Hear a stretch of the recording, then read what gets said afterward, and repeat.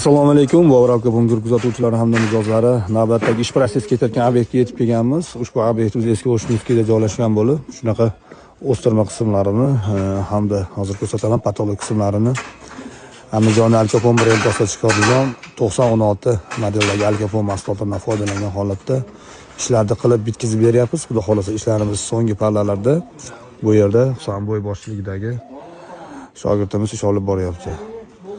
Hozircha umumiy avyonimiz 300 kvadrat metr. Pastdagi stiklarga oddiy e'tibor berib qo'yasizlar. Xudo xolasa hech qanday soedinitellardan foydalanmagan holatda o'zini bukib stigini keltirganmiz.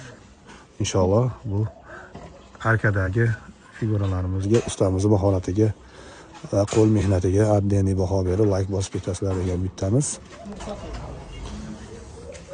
Shu patolog qismlarimiz esa xudo xolasa 2026-yil trendga aylanish kutilayotgan figuralarimizdan foydalangan holatda ish olib bordik. Bu new klassik uslubda bo'lib, xudo xolasa Alkoponni o'zini dala holatida rombik shaklida qilib bitkazib berdik.